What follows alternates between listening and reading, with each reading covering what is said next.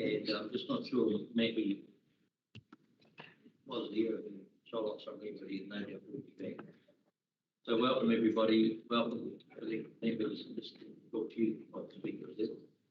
And so just note the number changes on your agenda, and etc.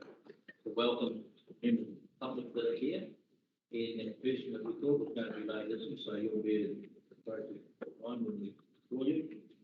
So the story is that we give you up to 10 minutes to make a presentation. We'll give you a 9-minute bell. We won't need it. We won't need a 9-minute bell. You at 10 o'clock. Is there a minimum? 10 minutes, yeah, not 10 o'clock. And there is a minimum. You've got to at least say hello and smile. That's entirely up to you. So we do appreciate you being here. This is an important part of our democratic process. Yeah. Thank you for taking the time to make a submission. So with that, are you starting? Right.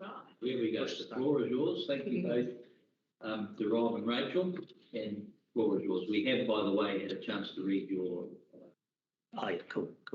Okay, thanks. Well, good morning all for a start. Thank you very much for giving us the opportunity to voice our concerns, I guess, this morning. Rachel, my wife, and Rob, obviously. It'll be brief and to the point, but getting to that age. We own a 150-acre property on Bell Road, just out of town, which has been a family farm for over 75 years.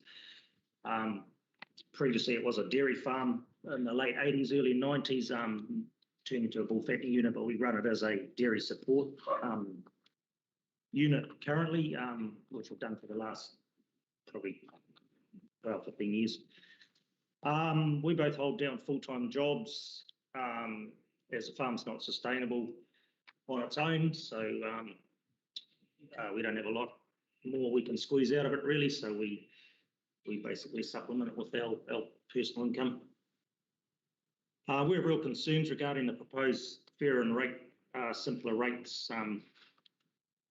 Over the past 5 years, our rates have ranged from 5% to 9.9% of our annual gross income. Next year, that will increase to an estimated 15.5% of our annual gross income. Just a couple of examples.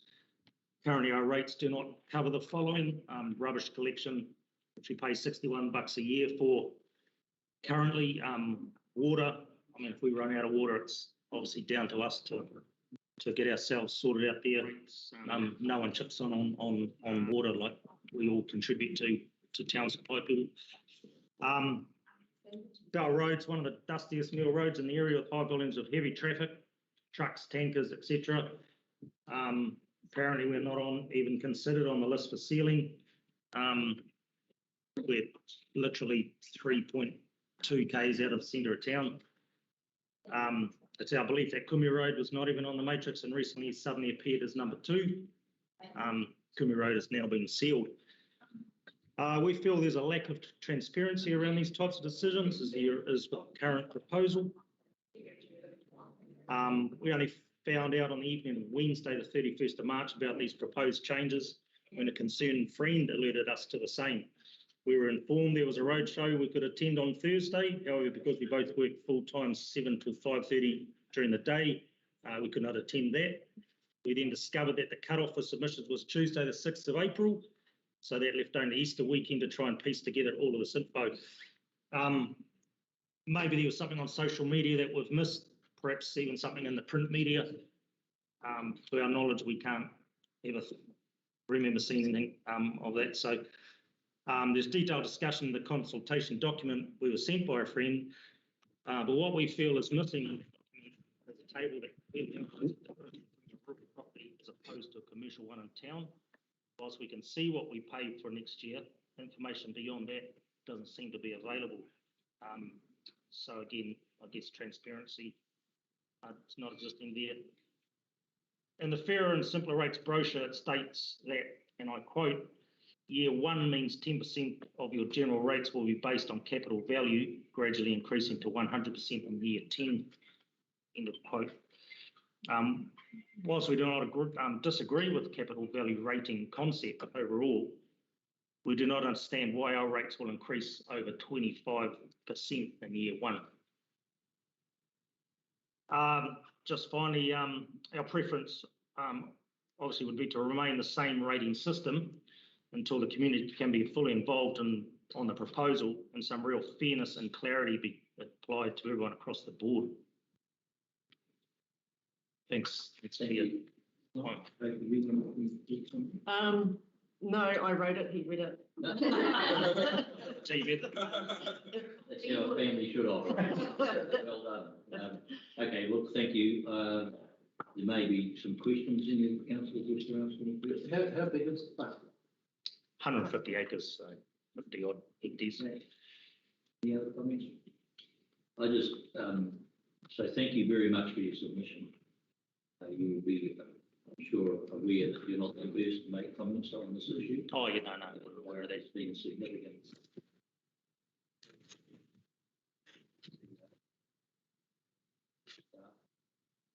Certainly will be more things from them, and I think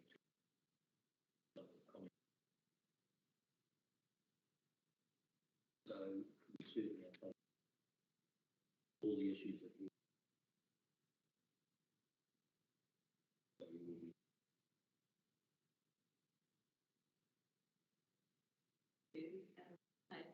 Thank you. Are you familiar in the consultation about the UAGC proposing to be removed and how that might affect your rate? No, we don't, to be honest, we weren't aware of we it. don't understand the rating system. That's what we're saying. We're not saying it's wrong or we disagree with it totally. It's just we don't understand it, and it was just boom, chucked on us. Here it is, get your submission in within 4 days. All we could see was that our rates were going from here to here. Didn't understand all the difference. Like one of the rates, there was a difference. It was same thing listed twice, and the only difference was there was an S added to one component of it. And that's really it. We just don't get it. Don't know if we're thick or what, but just don't get it. So we'd just like to understand what it all means.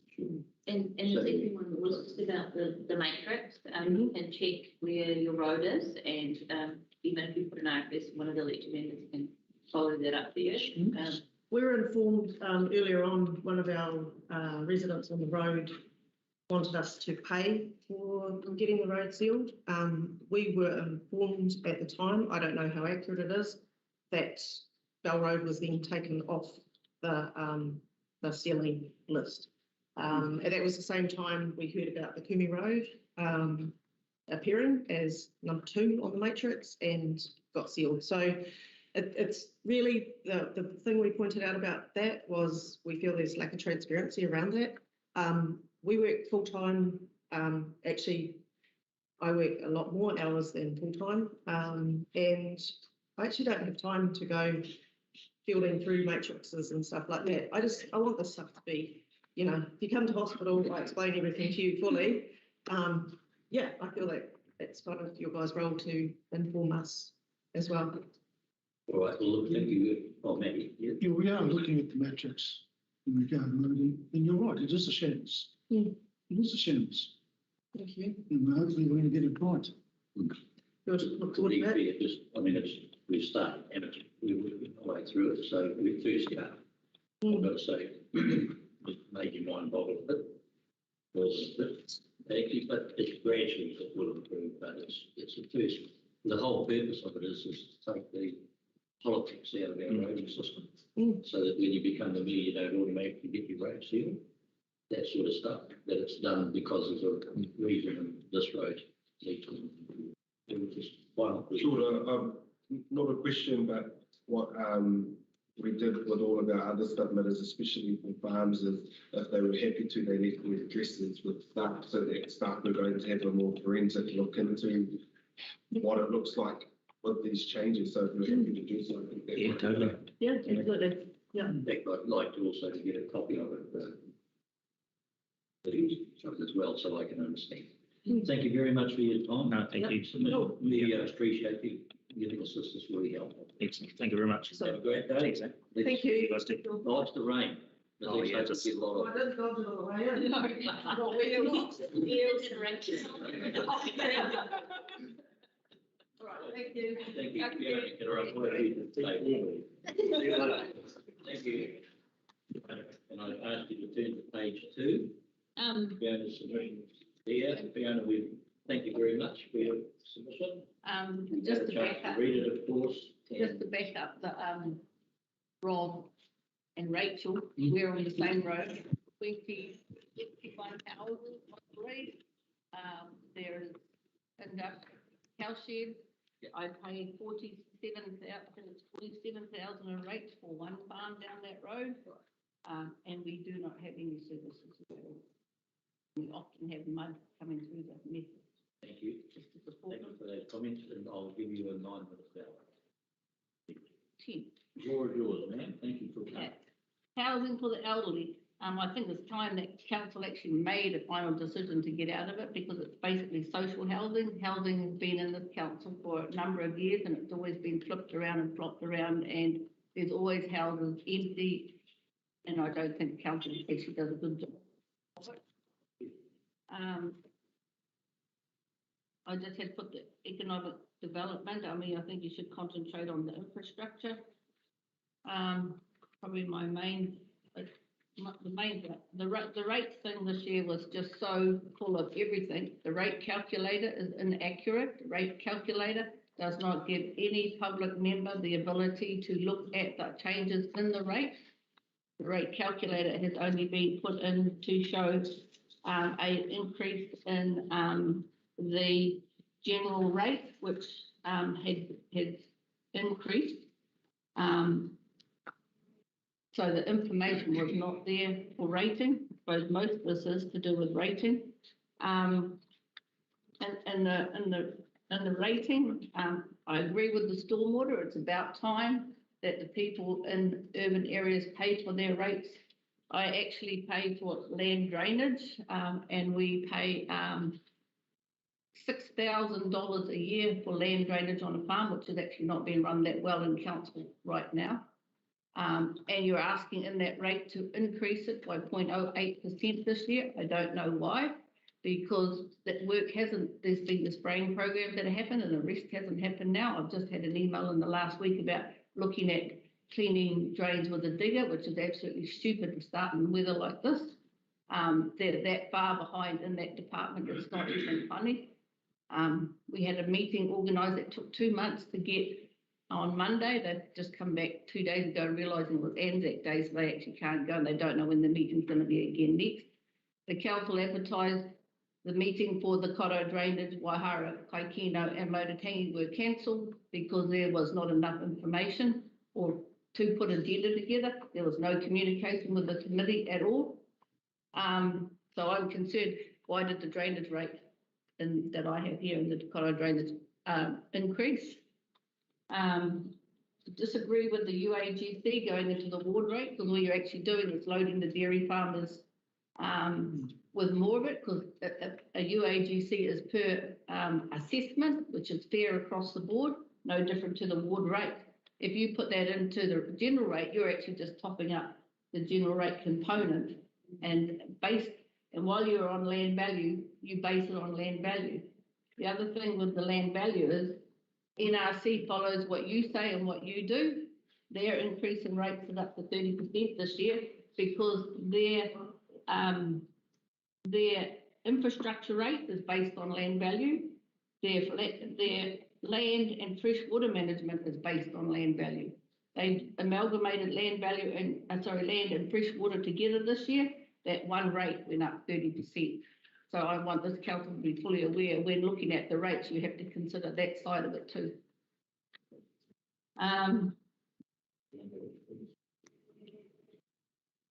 What else do I need to do? And when I did my submission, only some of it came through, but basically spoken about the rates, basically, and the water and sewage.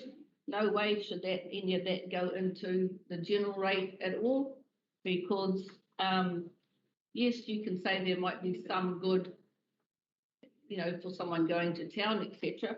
But people in the community, in the rural community, have to pay for their water when their water runs out. They don't get any more. They have to pay for their sewage tanks to be emptied. They have to pay a fee to FNDC to have that assessed all the time. And it's unfair when they have to pay that and then pay something for town, for town people, etc.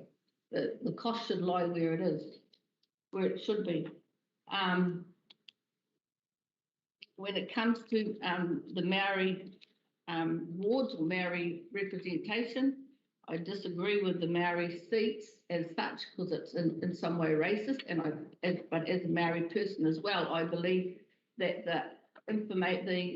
the decision is in the nuts and bolts. We all know you only get one bucket of money from the government. You're only allowed a maximum of so many people on the council, depending on your population in the area. So therefore, if you have 9 councillors now, and you may be allowed, I think it's 11 or 12 maximum, how are you going to dish out these seats when you have 3 or 4 left? Up here, we have 5 iwi. How are you going to tell 5 iwi they may have 1 seat and they're all going to agree with each other? Big joke. They can't agree together now.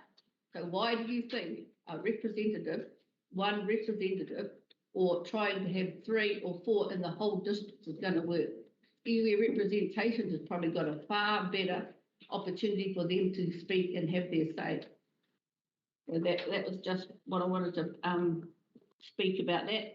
And maybe the solution for all of this is, as such as you do not have to be a Maori to stand in a Maori ward, quote unquote, from your paper, we should all become Maori and we won't have any issues at all.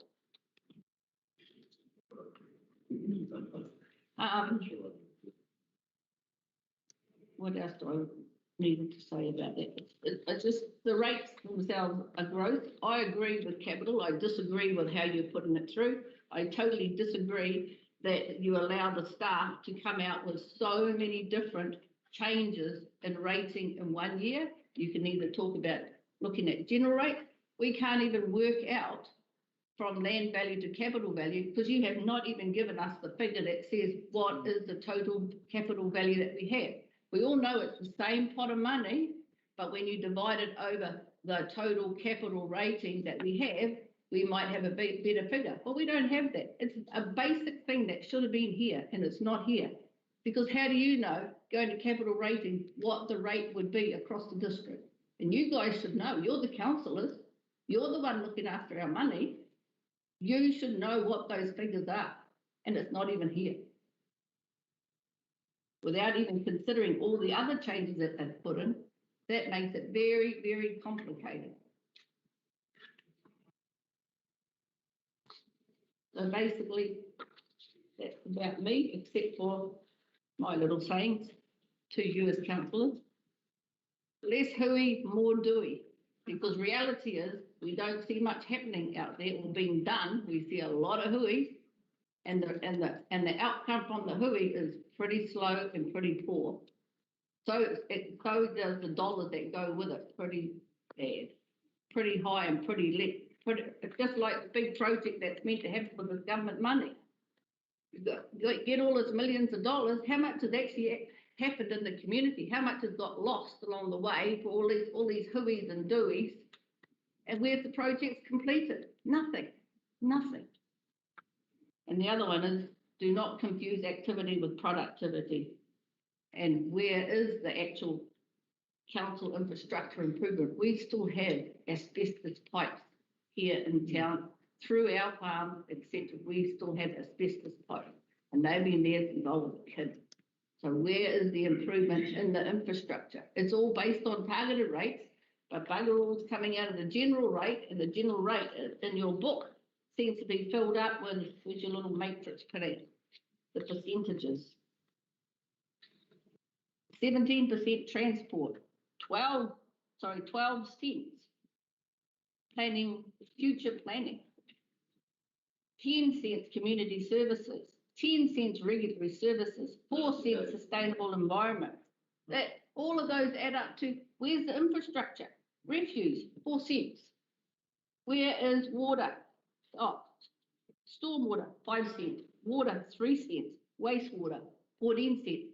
But that's all mainly on targeted rate. what are you guys doing with the general rate? It's time to cut that pie totally different. Because your pie is what you guys are responsible for. And if you keep cutting it into this, all this hooey and less doey, we're getting nothing in this community. We need to see things happening. Thank you. Well, thank you very much, and thank you for your time, so we haven't got time for questions. Thank you.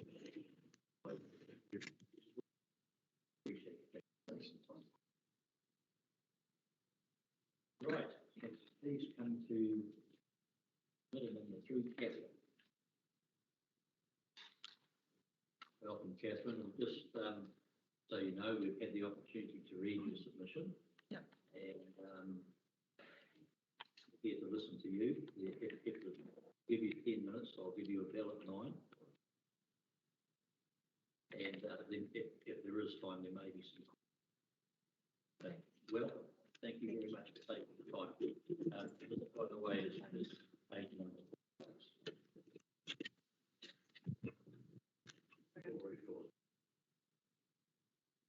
Open on the old computer. While I'm waiting for that. Naka i te papa ko ratu te waka. Mai ho te mau. Ko te moana. Para ki te. Ngāti Porou. Iawa. E ukui.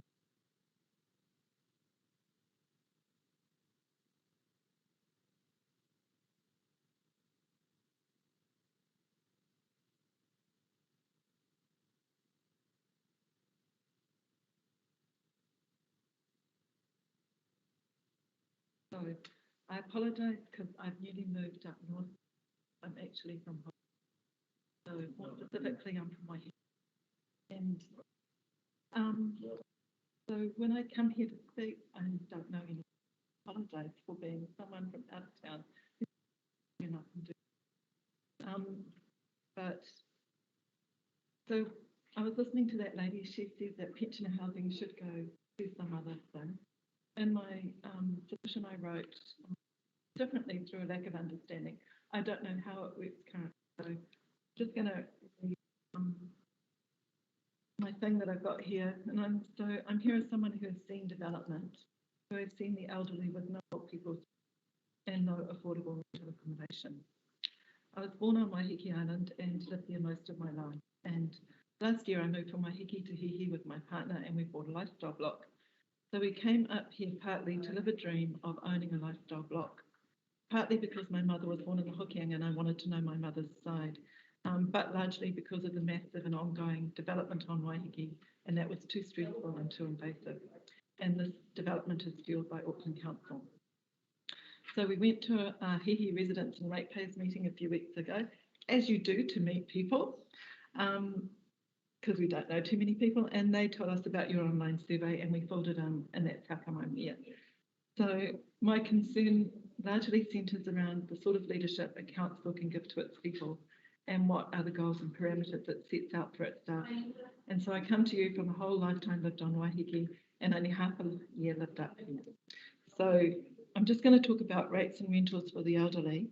And so what I'm doing is sort of a background to why I wrote what I did. So on Waiheke, it's too expensive for ordinary people to own a home, and it's also too expensive for ordinary people to rent one. We have no old people's homes, so people need to move to Auckland in their old age and leave the community where they've lived for a whole life. Many of my mother's friends, my aunties, died in old people homes in Auckland, not in the community where they've lived their whole lives. We have very little community-owned housing for the elderly, and some elderly people have been forced to live in temporary accommodation, such as caravans, provided by one of our churches. And for me, it's brilliant that the Far North has community-owned housing. So in whatever way, I urge you to keep it. And what I've noticed from being part of Auckland Council is that the further it gets from being publicly owned and run, the more likely that decisions will result in it being sold, run down, repurposed, pulled down for development-based housing. And I want you to be really aware that of that sort of sort of progression, which I'm sure you are aware of anyway, but I've seen it. So I think when that happens, the elderly do not have rental housing as of right, and they are vulnerable at a stage in their lives where they do not have resources, skills, or energy to fight for their own rights. And community-owned housing is fantastic and necessary for them to maintain a reasonable standard of living. So whatever you do, I really want you to think about your old people. So rates. At some stage on Waiheke, we switched to rating based on CV. Immediately, my auntie, who had lived on Waiheke her whole life, went from rates of around $2,000 per annum to rates of around $5,000. She had a small 2-bedroom fibrillite house where she had brought up 6 children. She was in her early 80s and a widow of 20 plus years. Her house had no sea view, was on a quarter-acre section, which occasionally flooded a little bit, but was within 2 minutes walk from Palm Beach beachfront. She was able to get a rating rebate after accumulating the necessary information. She had to reapply for that rebate each year, but the rebate did not result in her paying close to her old rates. It was still a significantly elevated amount. And so there's 2 points here. One of them is that if you don't have the literacy to get your way around council systems, you may not apply for the rating rebate. It's difficult to continually apply each year. And some people who are already poor, uneducated, or with IT illiteracy will never get their heads around it, and they will be penalised. Also, the rate never takes it back to pre-CV levels. So to me, rates according to CV is not necessarily a fairer system. And I don't know what you have currently got, but I realise that you probably need more rates to pay for the stuff you've got to pay for. But to me, you need to find a hybrid between CV-based rating and what you currently have, rather than just going to CV-based rating, because there's going to be a whole heap of people out there who are really poor, but they've got a beachfront place because they've inherited it through their family or something, and they're not going to be able to afford what you're going to charge them. So the next thing I want to talk about is decision making, and this again is about Waiheke. When Waiheke switched to a CV-based system, we found there was no control over spending. So what we've said there is that it's a more fair way of rating people, supposedly. But then what you do is you get your money and you can spend it on whatever the hell you want to spend it on. So we switched to a CV-based system. What we had then was Auckland City Council, which later became the Super City, and neither were responsive to the needs of Waihekians. The Super City exceedingly pandered to the new rich on the island. Through their organisations such as ATED and AT, they made decisions which did not suit the people who had lived on Waiheke for a long time. And because they got their funds through CV-based rating and less as a uniform charge, we couldn't control what their money was spent on.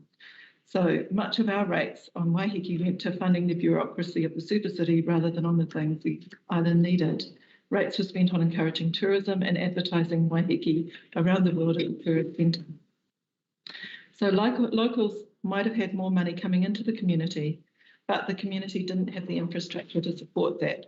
And in some months, the daily population there goes from 10,000 to 50,000 people over about 4 months of the year. So when we're sort of existing there as our usual 10,000 suddenly, and for the next 4 months we go up to 50, our roading can't support this, our water supply and septic tanks can't support it. Ferry fares are charged at tourist rates. So our way of life changed. So I guess what I'm saying to you is when you get your pot of money through your new rating system, you have to be loyal to the people that you've already got. But you've got all of these people coming here, like me, you know, the flight of Aucklanders or people from overseas coming back with COVID. They're going to buy property, push everything up, and then you're going to have to cope with all of that. So you have to think really carefully. And what that other lady said about infrastructure was really right. You know, you can't sort of go around trying to tart the place up all over the place. You've really got to think of the infrastructure that you truly need. So the other thing is that many people chose to sell their homes on Waiheke and move as it became too expensive. They were rated off. And what people don't know is that in 1992, it was the second poorest place in the country. It's got rich, but there was only one other place, one other council that was poorer than what we were. So I think the other thing I want to talk about is your thing about enabling sustainable development. And I think that's all tied in with council goals. So obviously you're going to go to be part of another organisation, which may be really good for you. But the question I want to ask is, what is sustainable development? And the word sustainable is like the word love. Everyone defines it differently. So a council will define it differently to a developer, a conservationist will define it differently, a Māori person may also define it differently to a Pākehā, a Chinese investor may define it differently as well. So that word sustainable, you really start to need to think about it, I reckon, because it's such a catchphrase that you can go, oh yeah, we're going to have it. Okay. So to me, it's related to environment and the times that we live in. And because I'm Māori and also a conservationist, sustainable means development that does not harm the moana or whenua, but enhances it, because the health of Papatūānuku and Tangaroa will define the quality of our future. And for me, for you as a council, it means having the imagination and tenacity to imagine and carry out development in such a way that it enhances economy, enhances people's lives, and puts the environment right at the top of the list every time something's considered. It means having the courage to work in partnership with tikanga Māori rather than in defiance of it, or pandering to it just enough to satisfy government watchdogs. And I think we live in challenging times, and climate change is a reality for our children and grandchildren. The loss of species diversity is such that David Attenborough says that only 4% of the animal biomass in the world is wild. Our oceans are becoming depleted of all species, jungles are being removed. So I ask this council to look courageously at the future, not be sucked in by the development myths of the past, and don't be like Auckland City. Thank you, Julia. We appreciate you coming along and for your comments. Okay, and apologies for all the that's turning up. Oh, you're welcome. It's lovely to have you with us. Thank you. Hope you enjoy your stay up here. Well, we really enjoyed it. Great. And for us, so this is page 9, folks. We make submission on behalf of the Whakapapa Business Association. You did an outstanding job. So, Andrea, just so you understand, I'll give you 10 minutes. I'll give you a. Yeah, I won't take that. We've had lots of pieces. We'll give you a 1-minute bell if needed, and if there's time and maybe questions at the end. Thank you for making your submission. We really appreciate it. So I am Andrea Panther, speaking as a ratepayer and as a resident and as the chairperson of the Kaitaha Business Association and as part of the Ahipara Aroha group as well. So I'm trying to cover everything. Listening to your ratepayers is really appreciated, because I could imagine just sitting here for a few minutes how difficult it is to try and balance everybody's needs and wants. I hear often how crippling the rates are because people see all the lists in there on their bill and don't really understand how it all works. I'm one of the ones who've criticised the council with their rates because I own a commercial building in the main street, and it's a really small arcade, but it's divided into 5 shops. So because of that, we pay over $18,000 in rates. So I'm really unhappy on behalf of the businesses that rent that space, because landlords pass their rates on to their tenants. And it's such a huge amount to come up with before they even open their doors. So that's why I was in favour of changing the rate system, because when I compare my little space there to a massive warehouse space down at North Park, I paid 3 times the amount of rates.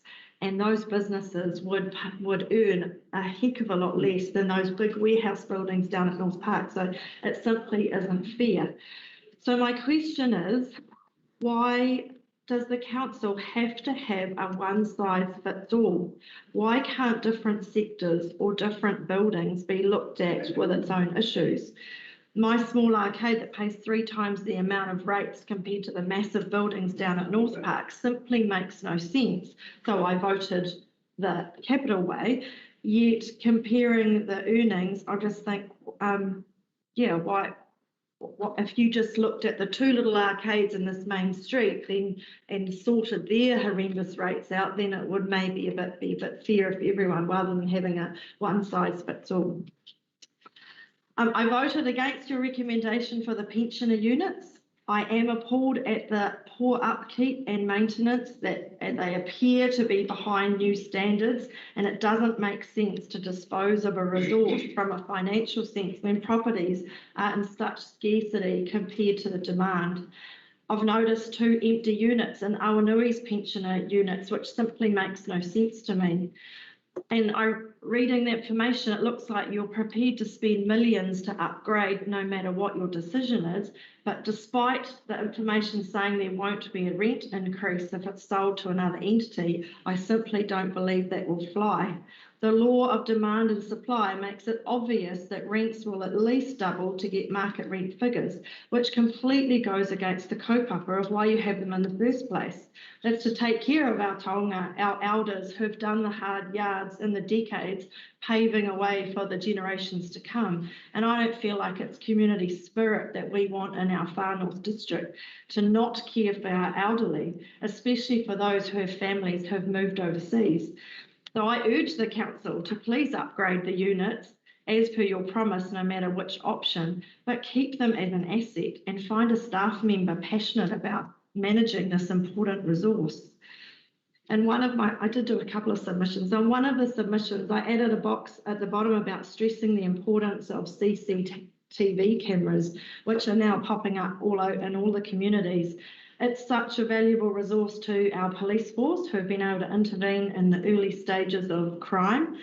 And security looks like now, when you read on Facebook, it's needed in residential streets too. And it's something about feeling safe that many people have said that they wouldn't mind contributing to cameras in their rates rather than funding a swimming pool. The key for our district is to ensure that ongoing funding to monitor these cameras, not just get them installed. The Kaitoa Business Association did start Kaitoa as one, but it's way beyond the businesses. It's a community-wide asset that's benefiting everybody. So the community needs to be kept safe, and I just feel we need some funds put aside to help monitor what's going on in our public spaces.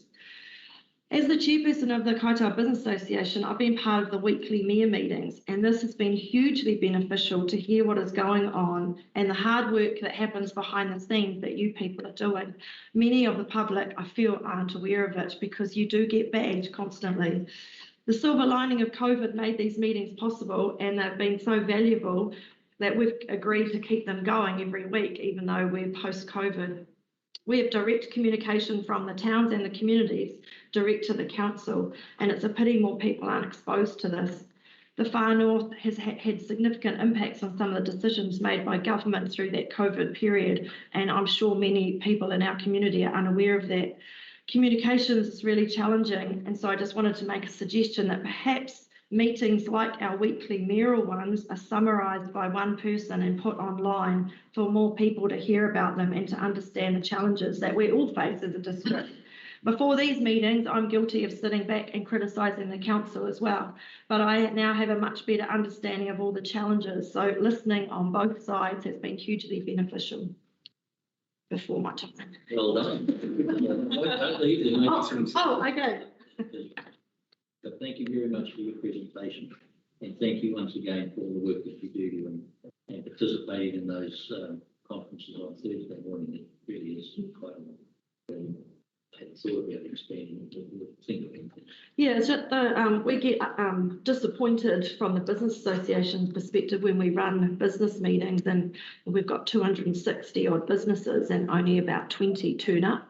But whenever we live stream them, the one we had on Wednesday, I think it's up to 250 views. So that's like we had 20 people in the room, but 250 more people have seen, and we had some amazing speakers. So that's why I just thought maybe, I mean, I don't think I'd want to sit through our actual meetings, but someone who summarised it at the end could be a good way to get more info out, because it's really hard. We have flyers and brochures and Facebook, and everyone says didn't know it was on, and we even ring people up and they still say that we didn't know it was on. So yeah, communications is a big challenge for us, which I imagine is for you as well. Somebody here who can do the summary. Other questions, please. I just have a question about security. So you asking the council to include that as part of award rate for our district? I'm trying to future-proof it. So we started off by wanting to go to the community board, but the community board are supposed to give different groups different buckets of money. So I wanted to ask the community board, can you give the CCTV in Kaitaia, which is servicing a few other communities as well and going to be more, could they give 6,000 a year? Or they could commit for 2 years and then the committee changes, and so they didn't want to commit more than 2 years. So it's got to be something that you apply for a lot, but oh, that's bad timing.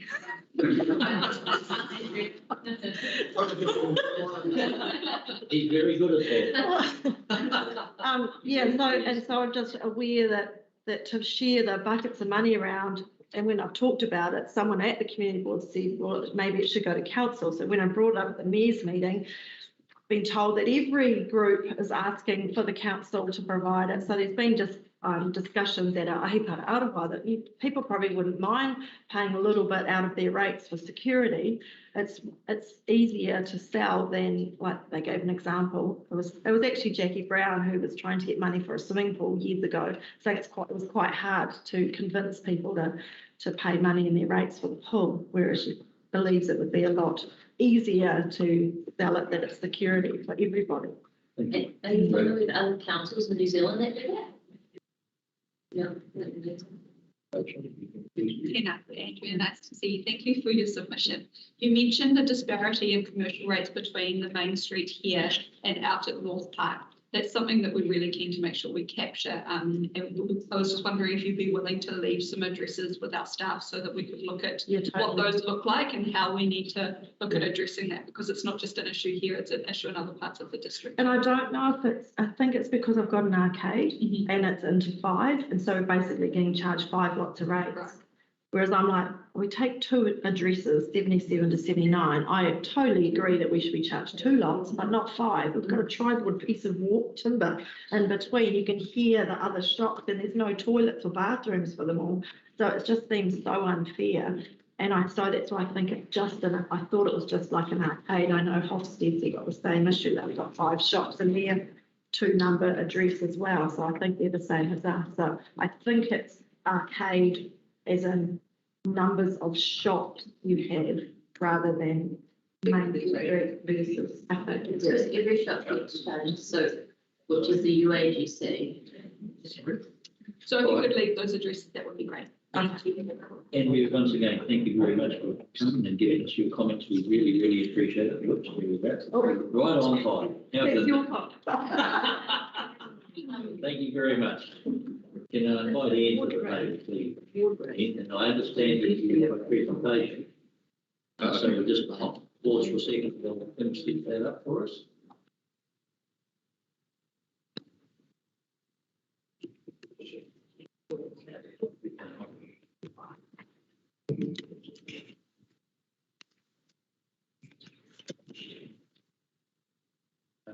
Ian's presentation is page 6, by the way.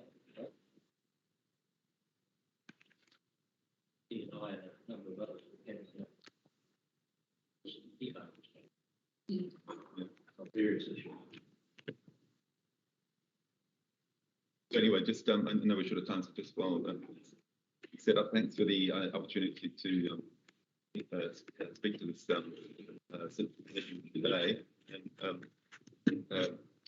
realize I only got 10 minutes. So I'll rush through these slides and actually leave a little time for questions.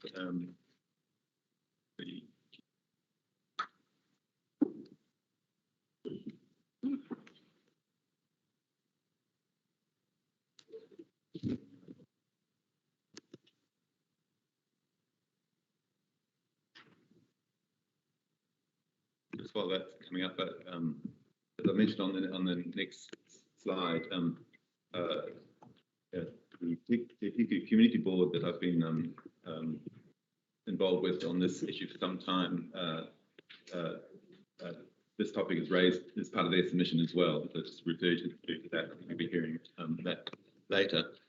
I just wanted to describe, where I'm from and what my concern is, and give a bit more colour and flavour for the Rangitoto Recreation Reserve and what the issues are there and why I think council should be concerned about it and some suggestions on what should be done. So, Yeah, you should just be able to write it. So where I'm from, my wife and I own property on Rangitoto Peninsula, which, if you like, is the eastern headland of Manganui Harbour. So there you'll see, to orientate you, you've got Hihi up in the northeast, Butler Point in the southeast, and in the northwest, you have the Rangitoto Recreation Reserve. It's a 13-acre reserve, 5.3 hectares. It was, for a long time, it was a defence reserve, and then following the Russian scare of 1877, and then in 1962, Defence must have decided the Russian scare had passed, which could ironically think what was going on in 1962, but at that point it became vested in what was in the Maunganui County Council, which was run is inherited. And I'm still researching some of its history, but I believe it had been grazed for most of its time since for 150 years, from around 1850 when Butler first occupied the peninsula. Oops.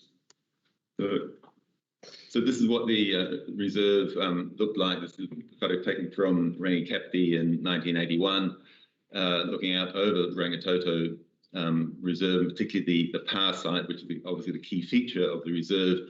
And as you see there, it was largely in pasture with a certain amount of native vegetation, cabbage trees on the top, and more substantial putukawas and other native trees down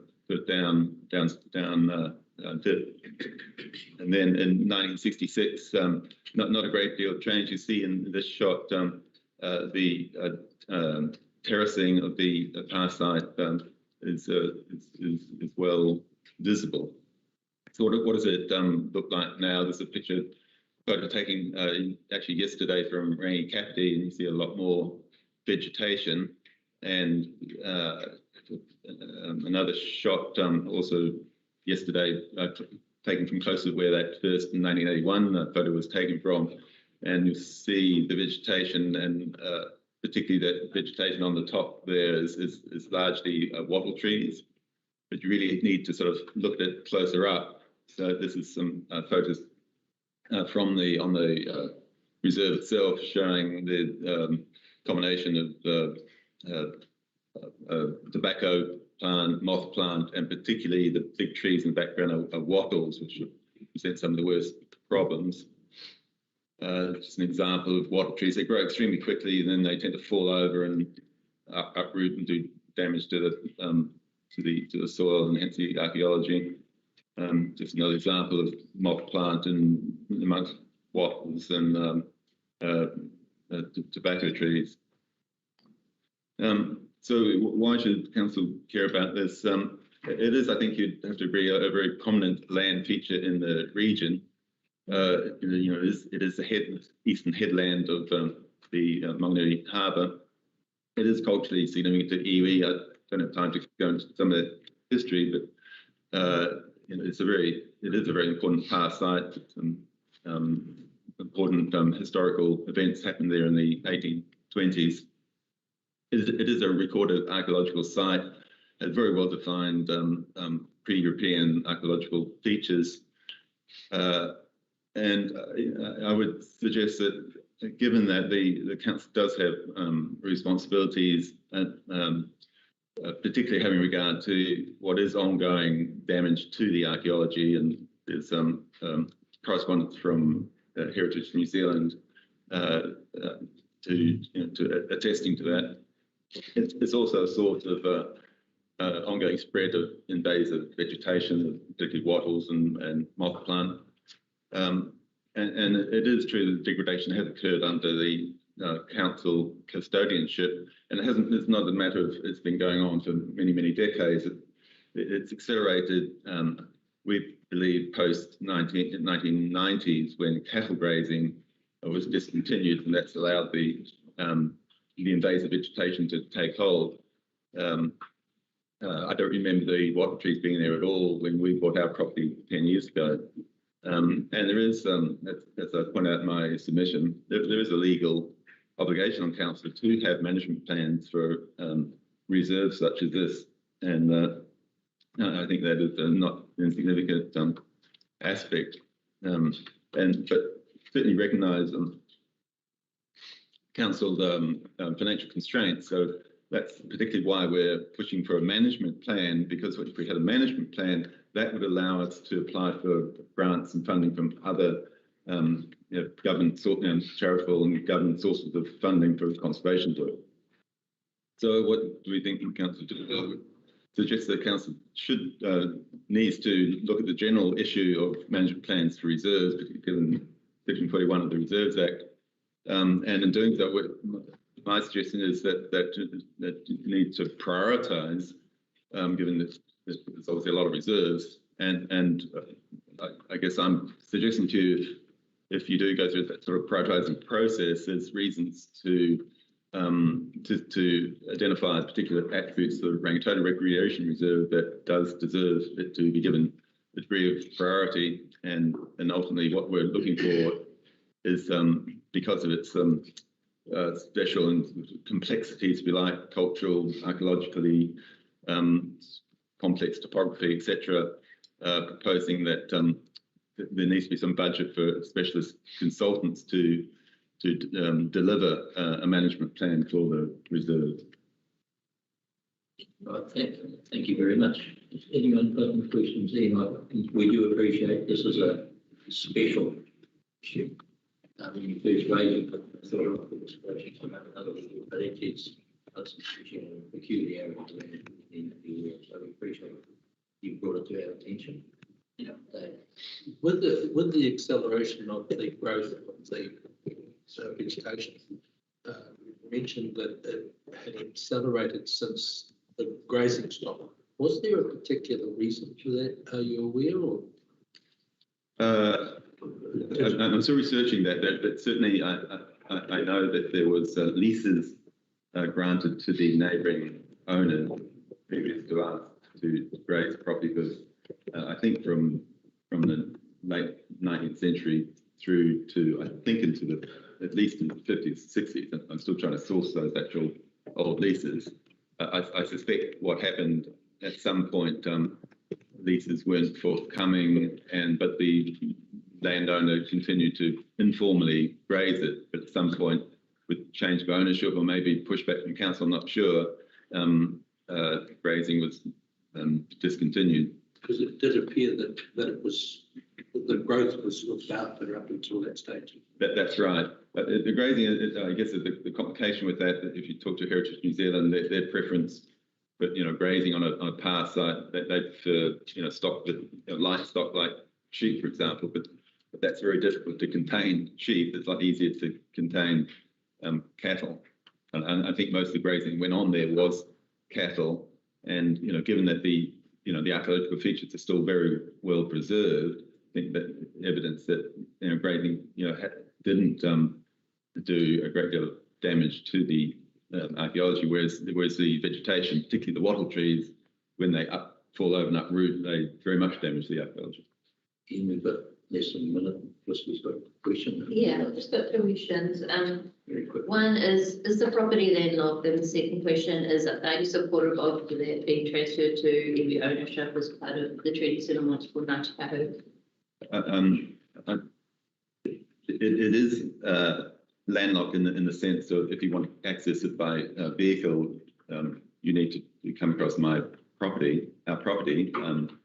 We've always facilitated access for anyone that's interested to come. It is accessible from the coast, considering by walking around from Hiki. I think the issue has more been not people want to go there and being prevented. It's more lack of interest in it, quite frankly. No one's ever approached us wanting access.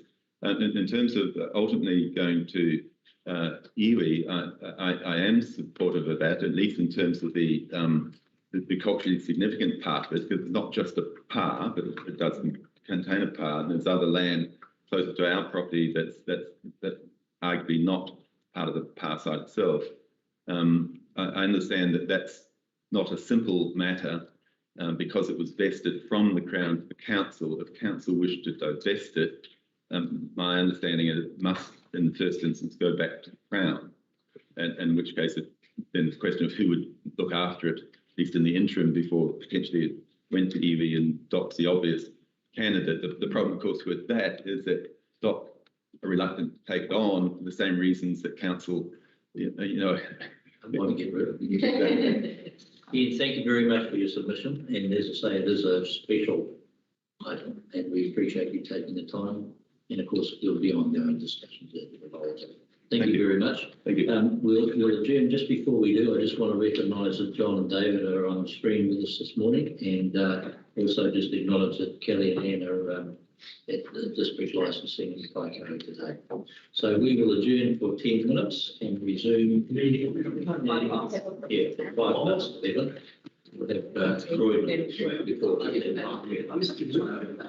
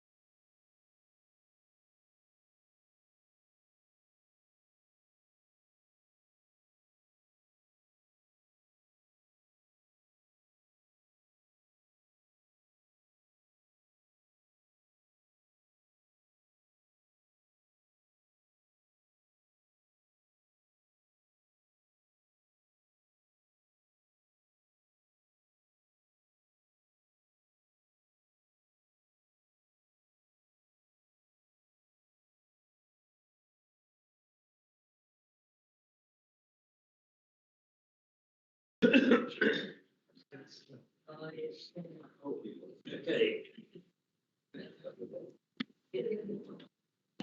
So the meeting's resumed, and Croydon has just reminded me, it's Anzac Day on Sunday. John Stewart has got some poppies over there that you can make a donation to. He's got his poppy on the wrong side here. Should be over his heart. He's all right. At least he's got a light. So I'll just make the point that if you wish to have a poppy, John's got them there. On this side, John. Anyway, thank you all. I draw your attention to page 25, which is Croydon submission. Croydon, thank you for making your submission. And we've all had the opportunity to read it, which we thank you. And we'll give you 10 minutes. How many? Up to 10 minutes. I'll give you a 9-minute bell. And this is yours. Oh, thank you. And then if there's time, there may be some questions, but if there isn't, then we'll, thank you very much. The floor is yours, sir. Lovely. Anyway, kia ora tātou, folks. There was one clear, well, the first question I was going to ask was, where's the poppies? You're an ex-Air Force, I understand. Mine's on the inside, 36 years in defence, but thank you for reminding us all. Yeah. Can I ask you what you did in the Air Force? I was a pilot flew Hertz and fast jets and certified as a stars. I was trying to track you down. I flew too for many years. I go back to the old venison days in helicopters. We need to catch up. But anyway, I think I'm like most people, a bit grumpy with the rates, and certainly where they're just escalating. I'd like to start off here with our own rates. We bought a property up the far north, and I mean the far north, that's Hobora Way, off the Wagners. My first full year rates in 2001 was $1,442.02. And they've just escalated up to, if this thing gets passed through council, we're going to be up to $6,700. Now, okay, I'm a little bit different. I get a bit grumpy about these things. And back in 2003, I had to give up flying. I had a 4/5 of my stomach cut out. And when I read all this stuff that's in here, I don't know who the people are that wrote this thing, JC, but I mean, it's like, because we own some land, you're a cash cow. Then we're going to rip the sky up for more money. But it's a battle. Right at the minute, we're subdividing our place just to make things a lot easier for us. And there's been some major problems with getting things through. I suppose the wrong people in council are doing stuff. So how did we do that? Just the other day, in fact, only last week, chased up the surveyor. He rings someone in council, a guy Green. Apparently he's back working to help you guys out. But hey, 2 days later, I got what I wanted, which I've been waiting for 6 weeks. Somebody just keeps passing it on to somebody else and then somebody else. Not good enough. Man, he has been involved in aviation. I've been involved with him for 40 years. And that wouldn't pass in aviation. You wouldn't even get to hop on the door of the helicopter if that's how you run things. Am I right? And so, yeah, I've been a bit grumpy about things lately. But getting back to the rates things in my submission, as I said before, if you guys go to capital value, it's going to stifle development. I, for one, ain't going to build a new house on my place because it's going to, under your system, sorry, John, I'm looking at you, but you're the boss. And I'm going to be paying more rates. It's just crazy situation with there. And talking about sort of tied in with all this, you've got trying to get us joined up with NZ Inc., I think it is. Those people that are coming up here spending their money, I came up here, I sold my farm I had down in Drury, I came up here for an easier lifestyle because of my problems I had, but I've been living off, I have 14 helicopters, they all went, I have not blood stopped the taxpayer in any way whatsoever. I've been living off what I've had invested. I had to bring money back to the country to do our development, but that's how you do things, John. And I feel the way things, what you're trying to do, as soon as someone gets off their butt and wants to do something, there's a man with a big stick. Don, you get down there. I'm sure all of us, Felicity, you've got young children, you would be grumpy if they went to school and they were really clued up, and the teacher said, you get down there with those dumb kids. And at the last submission I talked to, 10 years ago, I think it was at Tahu,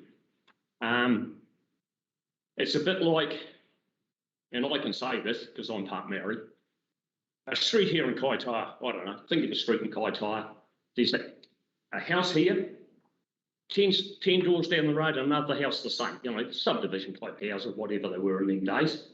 And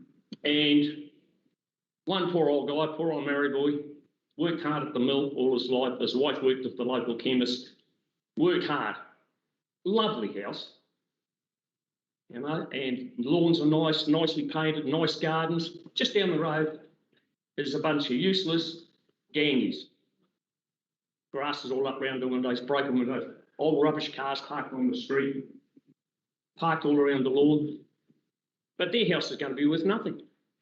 So they won't pay stuff all rates, but there's 10 people living there. But up here, the poor old guy, him and his wife, who've struggled all their lives, got a nice house and everything, they're going to be penalised because their house is going to be worth more. So you just need to get rid of the capital rates. Simple as that. And can I say anything else, John? It's all up to you. Okay. You've got 3 1/4 minutes left. Oh, okay. Yeah, some of the bit here on the front page, kia ora tātou, or koutou. You mentioned about the challenges we had with the coronavirus and that. Hey, but we've all had those challenges. And some of the other things in there, like you're doing budgets. I don't like the way you do this percentages. This is percentage is going to go there, percentage is going to go there. To me, that is just plain Mickey Mouse. You should be talking dollars. Last time we had, I think it was just after you got in, John, $2 million got spent that year on wages, extra wages for the council workers. 2 million. Man, that would have made a difference in this town here, because this town needs a major facelift. Okay, it's not council's job to do that, but it would be good to see you drive down Empire Street here in the spring. There's long grass growing up on the street. Most places in Kaitaia is like that. And I mean, it's not hard. I guess people need a little bit of encouragement to do things right. This gentleman over here talking before, I wondered, I'll listen to that. But my passion is our native flora and fauna. The Kaimaumautatangi wetlands out here, I've just sent, I'll be quite honest with this, I just sent some stuff down to the Environment Minister, what's his name, Parker, and some stuff to Kiri Allen. And I have to admit, I'll be straight up with you, you guys are getting hammered. Because you just letting it, that wetland down there is an international, like it's an international, I can't think of the words now that Shona Myers said. She was the lady from Auckland that spoke with regards to the water. Of international significance, that's what she's called it. And it is second only to the Potu, one down the end of Potu, but folks know it, down the end of Argable. Well, you will know. And anyway, if you look at what's left, I've got all the details here. If you want, well, you guys can find it anyway. It's easy enough on the net. and they are significant. But what the people don't understand, and a Guy Finch, can't think of his front name. Yeah. I mean, he just believes, he just believes everything. One more minute. The Drainage Committee tell him. That creek is a mess, but he doesn't understand that the big moana out there is the thing that's limiting.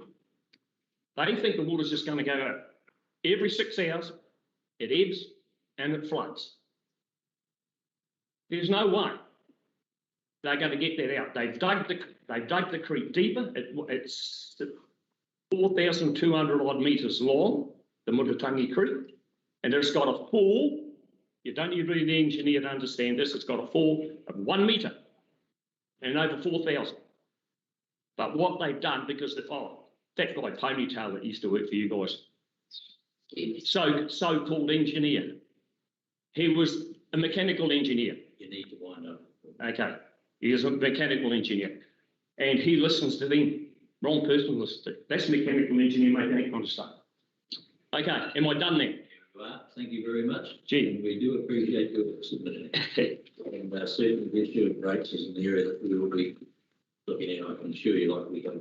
Yeah. Others who have submitted. Thanks for taking the time to be with us. Yes. Thanks, mate. Good to see you at Poppy too, John. You too. Indeed. All right, thank you.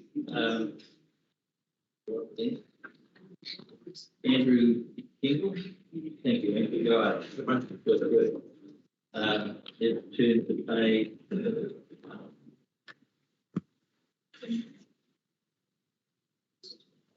Andrew, thank you for your submission. We've all had the opportunity to read it. You're welcome to make your comments up to 10 minutes. If finished early, there may be questions. I'll give you a reminder of 9 minutes. We're getting close to the 10. Thank you and welcome. And thank you. We've all had the opportunity to read this. Kia ora koutou. Probably only going to comment on a couple of the points I've made in there. It probably firstly a long-term plan for Hokia across into the Hokianga, I guess. I spoke about the bridge there, but I guess the point is a long-term.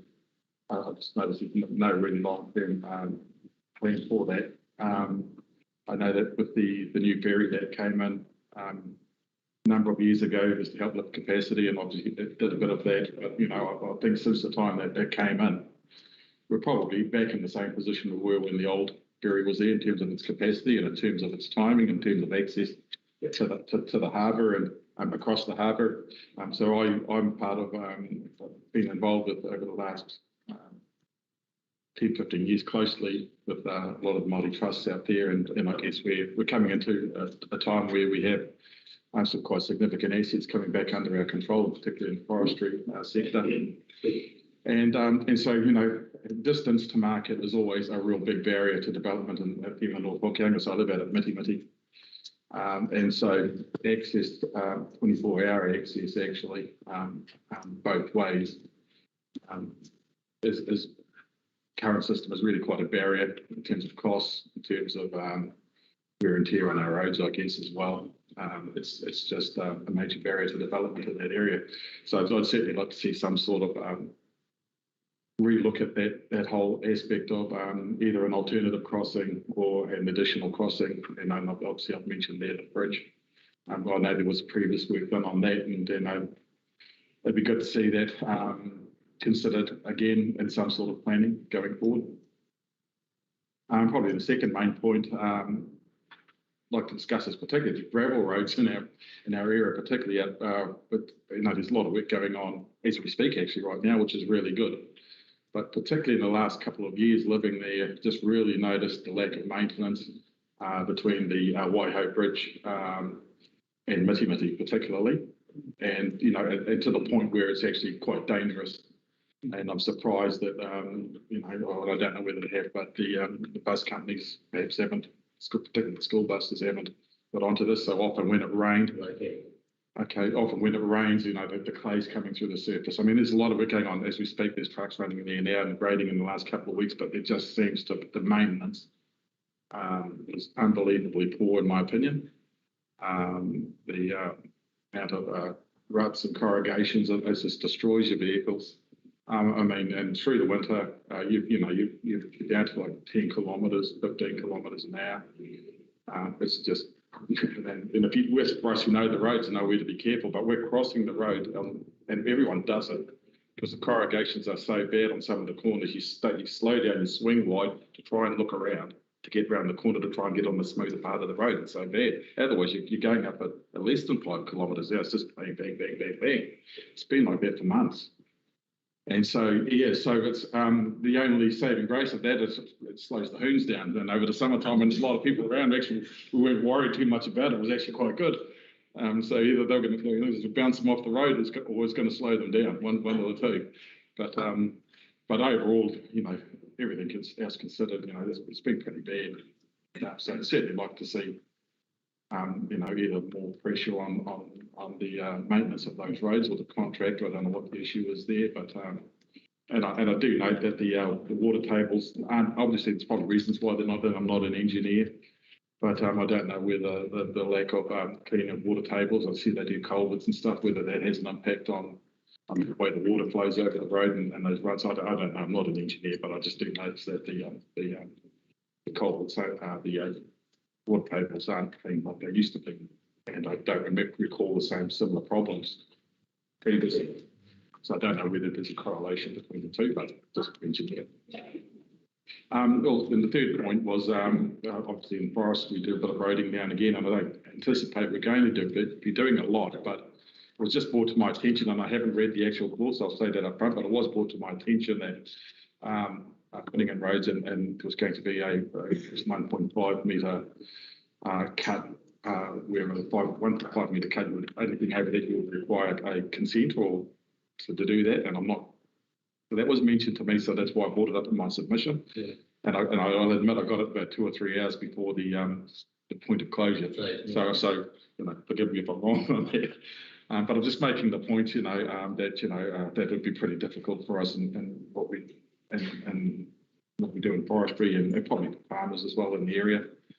And, I'm just wondering whether something where an average cut level of 2 metres or somewhere in the average, say you go to a maximum of 3 perhaps, and averaging out at 2, whether that would be, because I think that would probably cover a wide range of requirements that would normally be there. So that's pretty much really the only points I really wanted to cover today. Thank you very much for your submission. I know I'm familiar with the whole thing. Yeah, sure, John. Good old days. Yeah. And particularly the road forestry notions of working road. Yeah, that's it.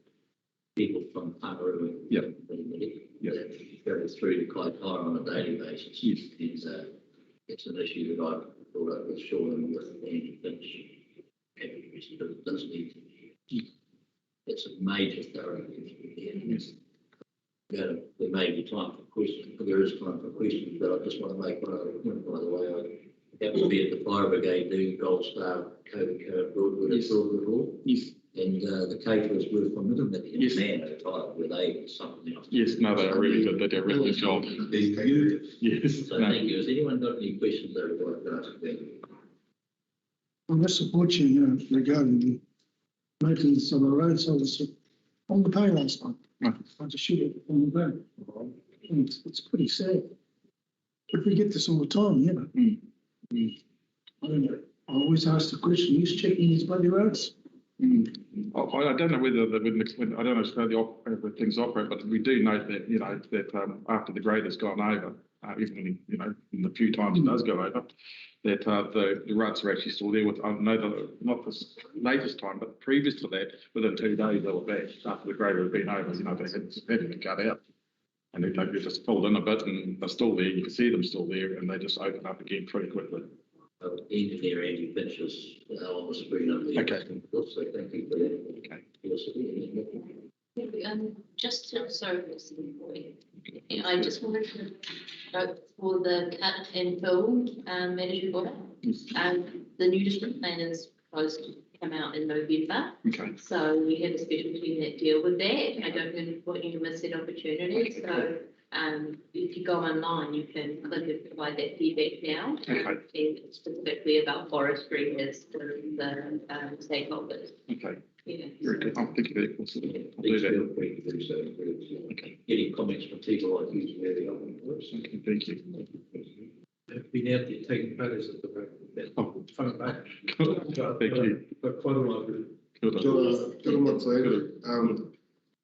It was especially bad this time down the road, so much so that when it was checked out, contractors had actually been penalised this time because they missed the ball mark this time. But it's really important for all of our whānau, every single time the grader comes through and 2 days later, that RFS is just constantly put in so that data is captured. Yeah. That when our whānau had crashes on not legal cars that they called through, so that data is all captured because it feeds into our roading metrics and that sort of stuff too. Because I know if something goes wrong out there, you don't call the police, you don't call council. Whānau just look after themselves and someone will move if there's an accident and all that sort of stuff. That's a really self-sustaining community outcome. But it's really important that we get our whānau to do that every single time. In terms of the Hokianga Harbour Bridge, so this LTP in no way captures anything like that. But what we need to do, if there is something serious we want to look at, and South Hokianga communities, Whirinaki have been making the same sort of movements too, as we do need to between now and the next LTP, make a lot of noise in that space to make sure that we do look at exactly how we're going to capture another ferry, another bridge, or how we actually do it. So I think the next 3 years are going to be really good for us to build up more of a groundswell in that. Space. And then the local report very kind Okay. Okay, yeah, we'll do that. Thank you. All right, well, thank you very much for your submission. We appreciate you giving us the time, and as being said, please do encourage others to put in a request for services. We are able to. It's most important that we continue to be informed of their roads. Thank you. Thank you, everybody. You too, John. All the best. Okay, Dave. Thank you. Now, can we ask Nina and Doug to come before us? Lovely to see you both. Yes.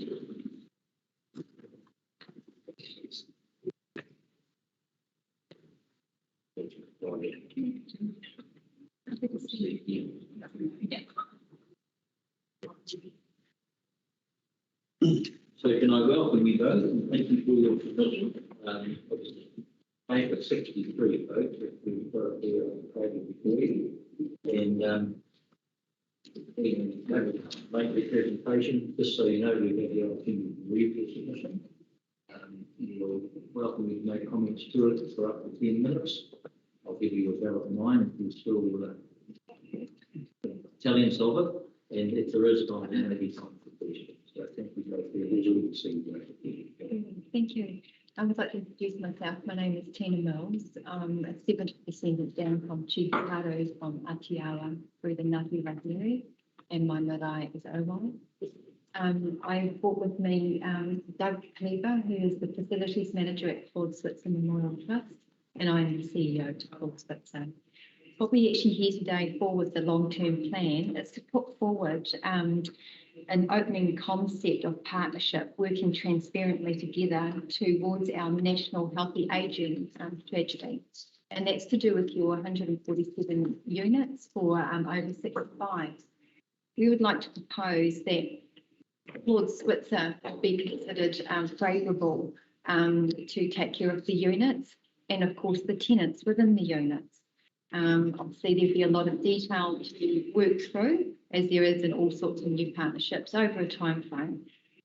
We stand sturdy, a long-standing business within the community. We take care of our elderly currently. We have the highest recognition in auditing for ISO, which is documentation. You can't get any higher than that.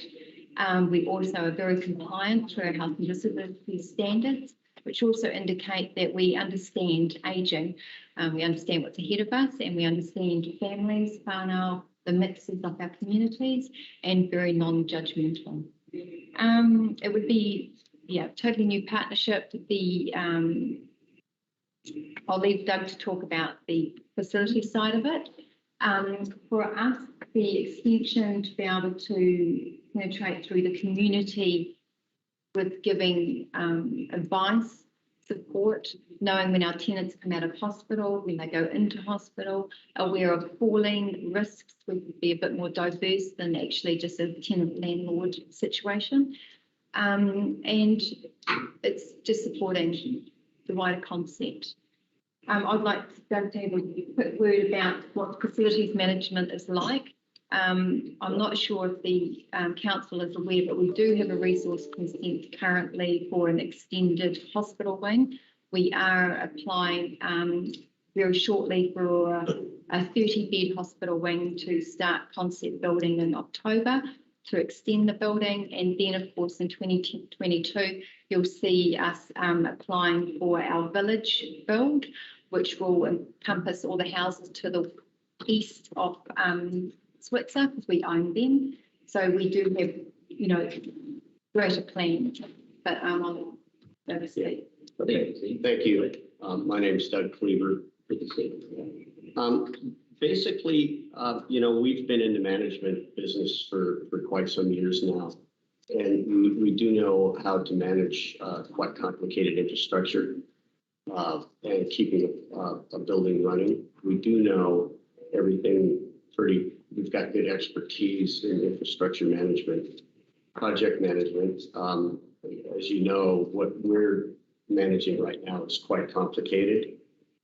So, you know, we'd be looking after something that it's basically the same thing, but just maybe on a bit of a lighter scale. We do know, like Tina said, we've had a long history of working with the elderly. So we do know that there are no issues that are insignificant. What we may consider, oh, you know, we'll just get to it. We know that, you know, even the smallest little issue like TV not working or sky dish is out can be quite a critical problem for a lot of people. Yeah. I've been in the building industry for basically much of my life, most of my life actually. Had the building inspection experience. I worked for the city of San Diego for nearly 10 years as a building inspector, plans examiner. And we do have the knowledge for all the infrastructure that is required in a house, plumbing, electrical, mechanical, structural use. We're no stranger to any of that. And we do insist on quality workmanship when things do arise or something does, you know, need to be taken care of. We do have we've got quite a good, strong relationship already built with service providers. So that really is just a matter of bringing them on board and ensuring that they are up to the plate and they already know what the standards are anyway.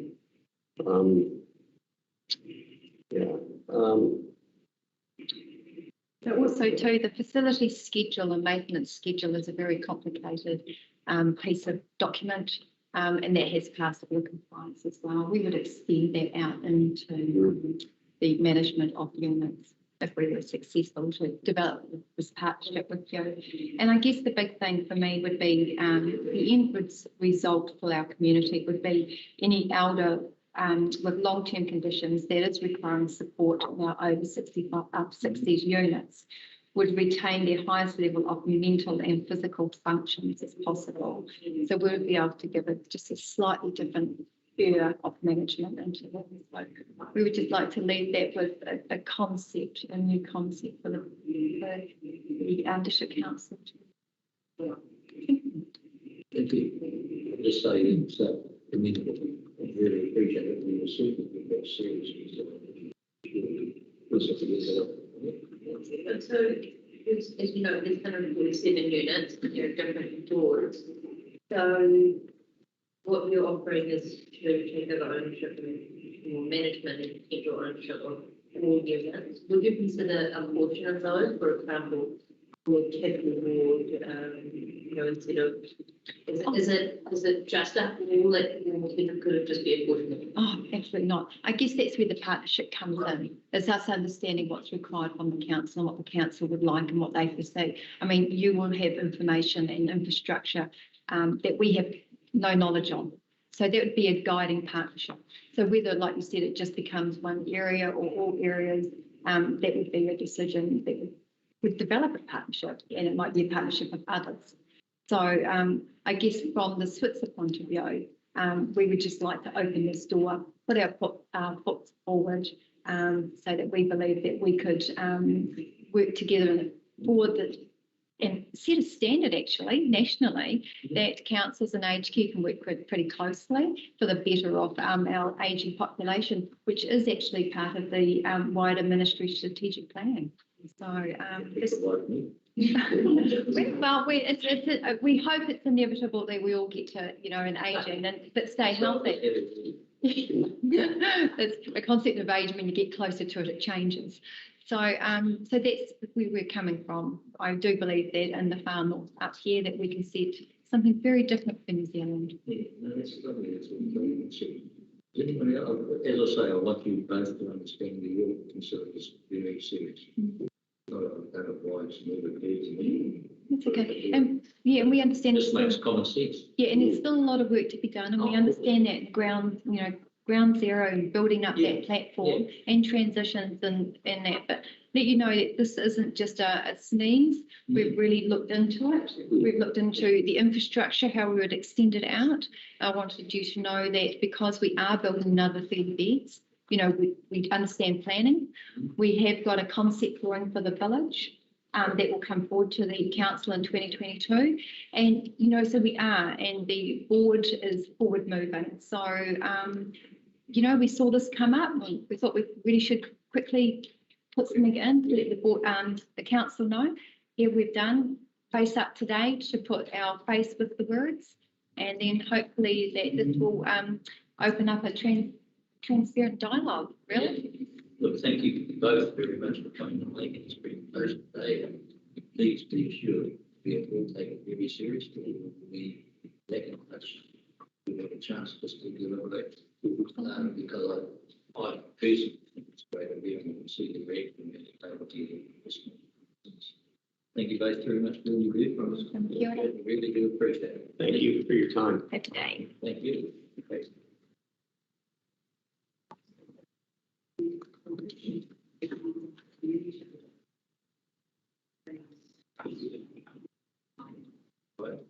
So we have two people who we will all be familiar with, who are with us, Bill and John, and they're from the Executive Community Board. And thank you, gentlemen, for being with us today. Thank you. And we will, there's lots of changes on the submission. Submission papers, go.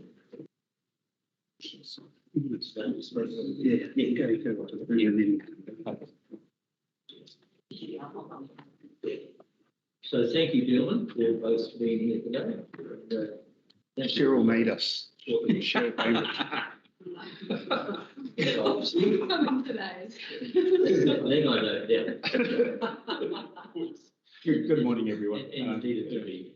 So welcome. Yeah. Floor is yours. Bill Zabriskie and John Stewart, TECO board. Like I said, we've been thrown into the deep end, but that's irrelevant. It's part of our job, and I think we can respond to it. Can't be John. Not a problem. Yeah. First of all, I look at the maritime development at Manganui. There has been some requests at some stage for footpaths and that, but I think all of that is underway or about to commence. There's also an application, in our application we asked for the Aipara to Kaitaia and Kaitaia to Aoni footpaths to be continued. We see that as vital to linking communities. It's important in terms of people that haven't got access, not necessarily in Aipara, but closer to towns, to get into town, to use the services. And we'd like to make sure we put that forward. You'll also notice, and just forgot, excuse me. You'll also notice that we were asking for a shift in allocation of the rate dollar. And most of that was coming off future planning. We find 12 cents for future planning a bit excessive. And we'd like to, we would recommend that we lift transportation up to 19 cents and also allocate at least a 1 cent towards footpaths as a separate entity. The next heading was customer service and information centres. We were asking, sorry, Te Hiku at this stage has less customer service centres than most of the rest of the other wards. We were asking for 15,000 that would be paid this year for the Doubtless Bay Information Centre, and after that 10 years. You okay, Matty? I thought it was 10. It's okay. And after that was 10,000. Yeah, nice. Okay. Customer services.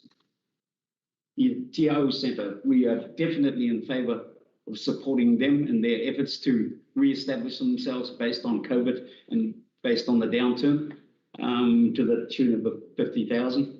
I think it's an important hub in this area.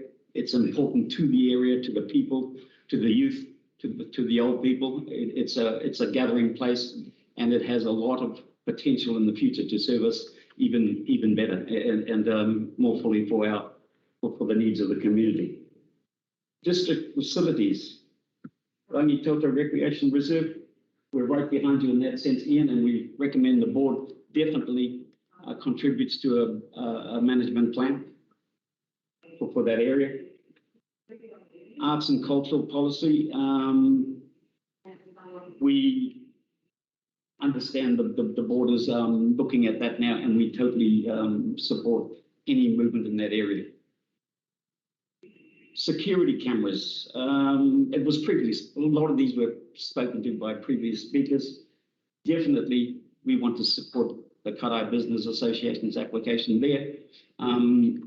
As a example, also Aoni ratepayers are also looking at CCTV at the moment, but that's something we're going to take on our own based on our fundraising we've done. We're looking at that now, and we're basing our model on Doubtless Bay's, Whakawhiti. They've had an 80% drop in criminal activity since their installation, and that's huge. Housing for the elderly. Totally support the board's option 3, forming a partnership. I think there's it has to happen, and also that was also covered by Andrea in her talks.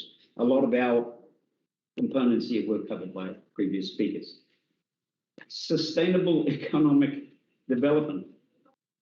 We could not come to a consensus on that. It was basically a hung vote. John, you were there. And that was in reference to bringing on or going into partnership with Northland Inc. Recently, I attended a presentation by them at Mill Bay, the yachting club, where they were looking at Doubtless Bay as a separate entity, and obviously from there that's pushing off the main routes, State Highway 10, as part of their Twin Coast Discovery tours. They were looking at now branching off up to Whakawhiti and looking at all the other areas of interest as part of that. We understand that, but we had some concerns.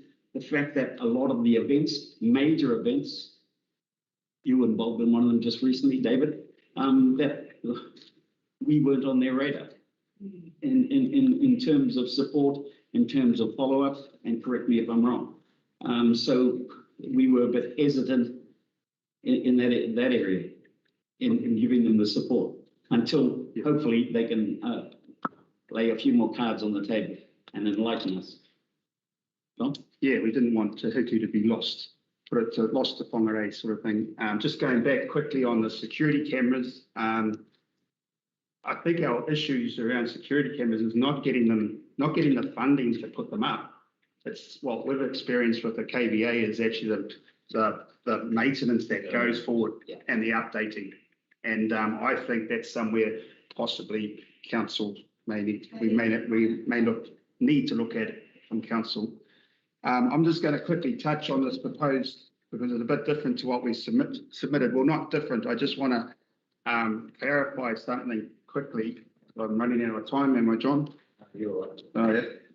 So this is the proposed, yeah, this is something that the community board's been working on for a while. We you know, I heard the government say that there was an uptake of 30 increased activity on walkways around New Zealand, up 30%. Te is very much underrepresented with walkways, and I know this is big, and this is bigger than it's not a small project, but it could be the start of something big. We have permission from the Wagners to build a walkway around from the heads. Now, you got a 2100 plan. Let's say by the time I'm 100, give us another 50 years.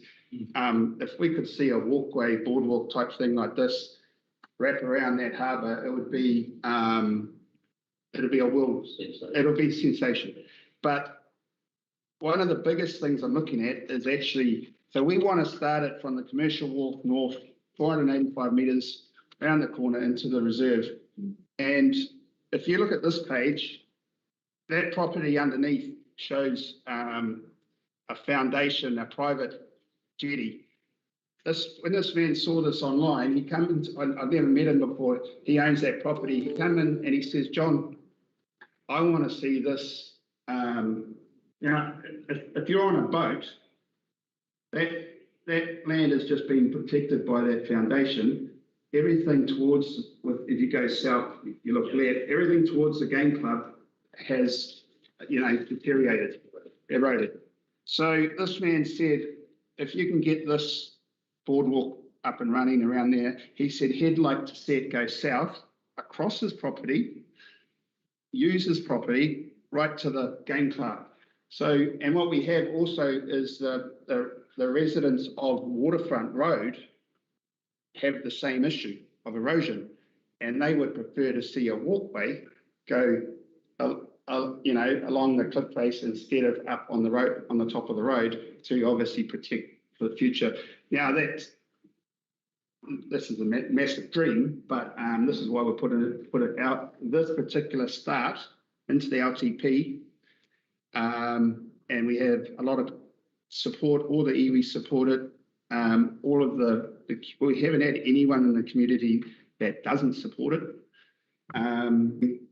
That plan just to get it, we were talking with Darwin and we were talking with others, yeah. There's 1.2 million with the budget in year 2. Yeah.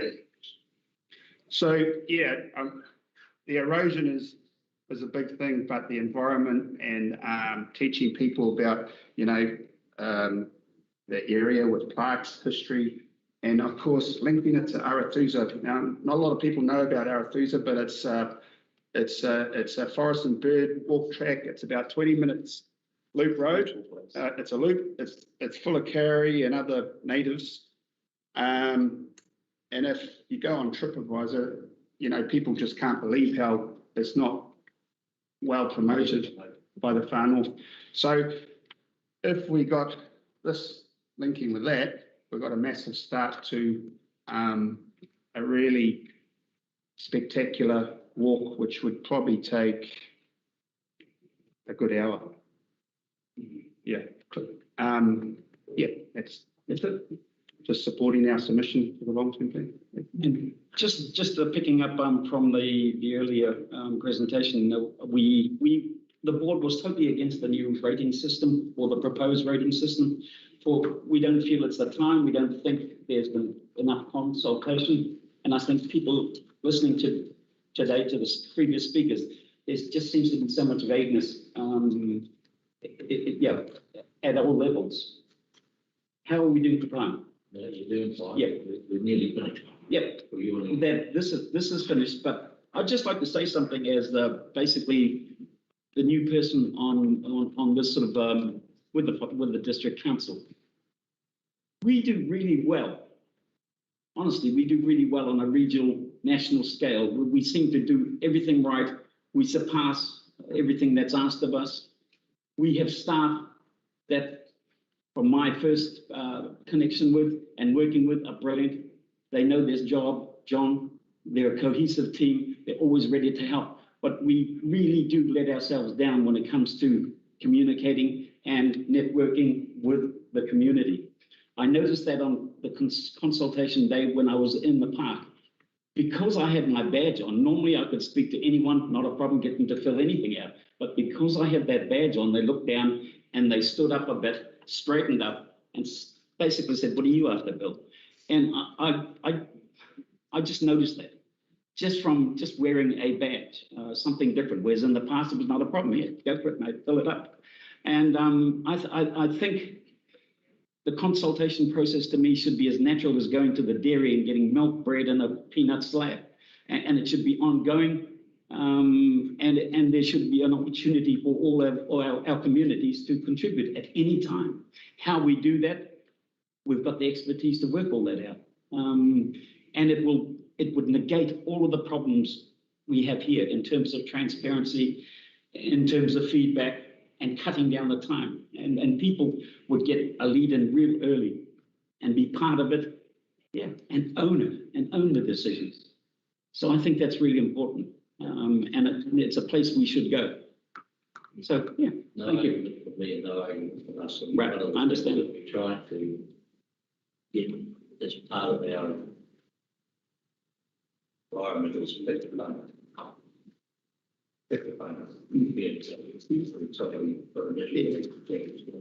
But sometimes, John, even that it requires discussion in my area at my table, if you know what I mean, with other like-minded people or opposing. It doesn't matter. Doesn't matter. Yeah. Please, not part of the conversation. So can I just say thank you both for making the presentation. Thanks to the work that you on community board. Thank you. Recognise you up. To make so we really appreciate that. As you may know, not every local authority does this. But my view is actually a very, very important part of our structure for many regional places in the community. That's very important. So thank you both for coming on. Your submission will certainly be taken very seriously. We'll continue working together. Thank you all. Thank you, gentlemen. Now, we're looking to have online a report to the next one, so we'll just take the submission read. So that draws us to the close of our hearing. Can I ask a question for this person? Oh, sorry. And sorry, one of the submitters, noticed that the ward rate, I didn't notice that. So in the Northern Wood, our ward rate is decreasing, and it's the lowest by far, our ward rate of all the wards, from $276 down to $268. So an $8.10 decrease.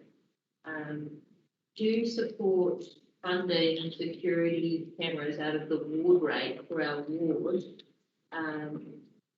As a community. But I do. I think discussions, Felicity, have been around the maintenance of them. Funding maintenance. As opposed to the initial installation. That maintenance, there is maintenance. It's not a going thing. It's upgrading and doing all the things that you need to. But there's also monitoring, which is a major. It's all really well. But it's not going to look at it. That's why most of the current setups links directly to the police. Yeah, but have they got the resource to be monitored? Yeah, at this stage they have. Yeah. And that's part of our KVA fees as well, daily so the KVA of, at the end of the day, the KVA is only a small portion of the cameras now, it's a community-wide thing, but it's costing them, I think it's $12,000 a year. I know that Yahoo used that as well. That's their own ones, But I'm pretty sure Bill's trying to do at Awanui, they want to link all those back to the same. We do, yeah. To the same, And we talk regularly with them to try and achieve that. So, yeah. because it is important that it's the price of this. And the. No, Yeah, I'm sure our board, agrees with that. And backs that. All right, well, thank you all. Thank you both for that. And I appreciate it. Thank you for bringing the topic. Yeah. All Yeah, right. Peter Jackson shouted you guys, you just don't know it yet. But copies, Peter Jackson. Oh, yeah. Anyway, thank you all. And particularly before we finish, thank you, start, we work with that. So that's amazing.